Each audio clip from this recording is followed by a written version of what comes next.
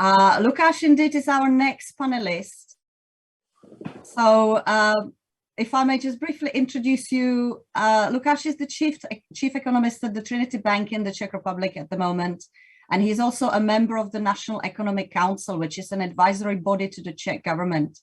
He collaborates with the United Nations Development Programme as a senior socio-economic analyst, and he's also a lecturer at the University of Economics in Prague and a member of the scientific board of the Czech Banking Association. He's an author of several books. He has published 2 collections of interviews with Nobel laureates and other prominent economists, and he had written 2 books on behavioral economics. So welcome, Lukáš. Thank you again, and the floor is yours. Thank you very much, Vera. Thank you for your introduction. And I will go in my presentation or in my speech through current macroeconomic development concerning the situation in Ukraine, of course. And I will assess in this context our current approach to ESG topics, because I think there is a need for a reassessment of this in the light of the current economic development, which is not so positive as we thought a year or 2 years ago, because of not just the war in Ukraine, but especially because of its implications concerning especially the energy sector in European Union. So the situation now in the Czech Republic and in European Union as a whole is quite dramatic, because we are heading into heating season, which will be very challenging, as we all know. There is a threat of a recession in European Union as a whole, and in countries that are really important for development, economic development and social development of all the continent. I mean, especially Germany, but also France has been facing problems with with its electricity generation, and Czech Republic as a country that is so connected to Germany and to a single market of European Union is, of course, affected very much by the development. That it's not so positive. It's not at all positive, to be precise. But luckily, this year, the growth of the Czech economy should be still solid in the context of the current development, because the growth rate should be 2.3%, which is better than many of us economists would expect some months ago, especially in spring, when the invasion of Russian forces into Ukraine had begun, and now our sorrows, or our major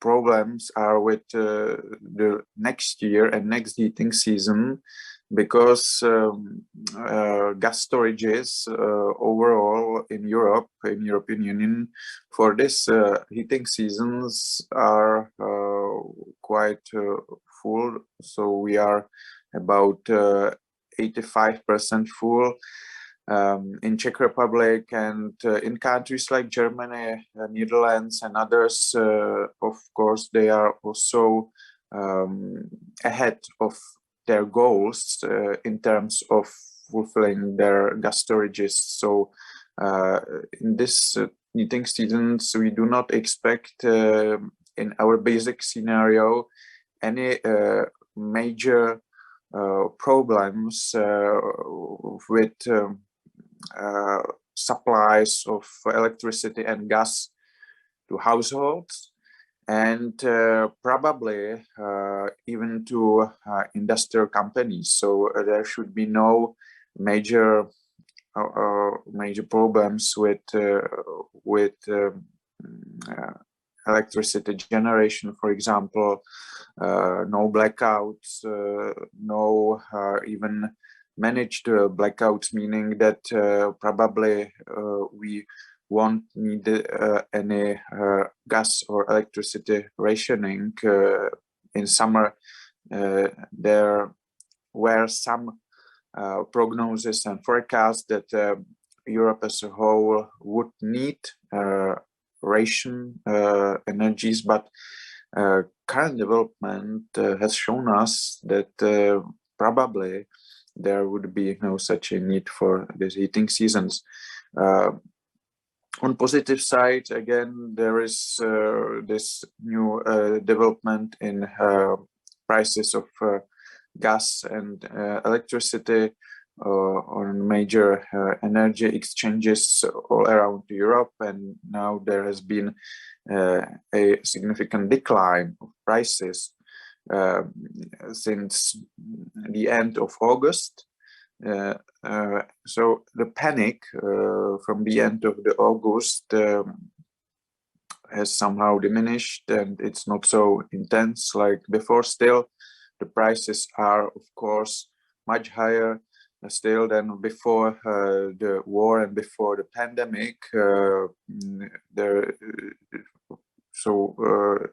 We are not out of black woods, but the situation is not so dramatic as it was, for example, at the end of August. And it's thanks to the gas storages and that we are able to prepare for the heating seasons. There is also a positive forecast for coming winter. The temperatures should be not so low, and it means that there will be less of demand for heating, for heating capacities, less of demand for gas because of that, and electricity, and it should lead to a more balanced situation in current environment. Of course, we don't know how Russian regime would act, and Russian regime uses gas as a weapon in this war, which is economic war against the European Union, and we are still not, of course, 100% sure what the next development would be, but the scenarios of what the Russian regime could do now, I think, are quite limited, because already the major pipeline connecting Russia and Germany, and meaning whole European Union, Nord Stream 1, is off.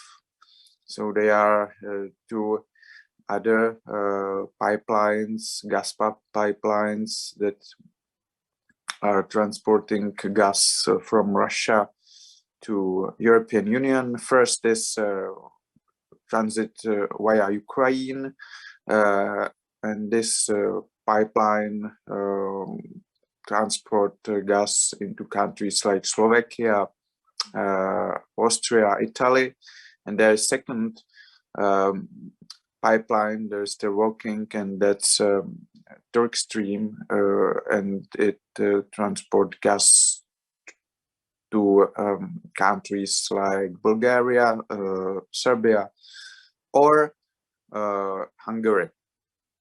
And it seems that these pipelines would work through all winter because Russia needs some income from gas. For Russia, it's very important to have at least some income, even from European customers, especially in Balkan countries and partly in countries like Slovakia or still Hungary and Italy, or Austria and Italy. So we do not expect that there will be any major outages. There won't be any major outages on these pipelines, and because of that, we are quite confident we can somehow go through all these heating seasons without any major damage done to industrial production in European Union as a whole. Of course, some of companies, like for example aluminum smelters or some steel mills, probably would need to halt at least for some time their production, but there should be no systematic halting of production all around the European Union, which I think is a positive sign. But the next heating seasons, especially the heating seasons of 23-24, will be even more challenging than these heating seasons, and that's our major fear right now, and that's because of the Russian approach, and we won't be able, it seems now, to really fill our storages after these heating seasons. So we won't be able next year in September or October to have these storages filled like we have it filled today. So it won't be 85% like today, but maybe 20%. And it poses really a threat for the next heating seasons. From this point of view, I think it's very important to reassess some major goals that we put forward in the context of ESG some years ago, before the war and before the pandemic. And we need, for example, to discuss carbon permit transactions and carbon permit system of European Union, because of course it contributes to high prices of electricity. Carbon permits currently account for about 10 to 20% of electricity prices of the power exchange price of electricity, which is of course not so big number, but still 10 to 20% when this is artificial increase of electricity prices. I think we need to somehow reassess it and to reform or transform the market for carbon permits in such a way that we will be able to somehow lower the electricity prices. So there is a plan, there has been discussed now to introduce more those permits into the market, and it would lead to a decline of prices of those permits, and because of that, even to decline of electricity prices. Secondly, I think even though that this is of course in contradiction with ESG goals, because permits, the carbon permits, its major framework, how to motivate companies, especially electricity generators who are using coal or gas, or gas-fired or coal-fired electricity plants, and carbon permits, of course, should penalize, or their major aim is to penalize those plants because of their quite high amount of CO2 emissions, and there are other companies or our other plants that need to have for their production those permits, meaning steel mills or other, and with those carbon permits in force, we are really now pushing in the bad direction, it seems to me, because of artificial increase of the already astronomically high prices of electricity. So I think the logical step right now is, as I said, to halve the system, or inject more those permits into the system, and it would lead to a significant decline in prices of carbon permits, and then also to the electricity prices decline, which is, I think, very important, because when we are not heading into this direction, we can face some, especially in the next heating season, which I said would be more challenging than this one. We are facing problems, and many, for example, many companies in Germany and many analysts in Germany warn that there could be some deindustrialization of German economy.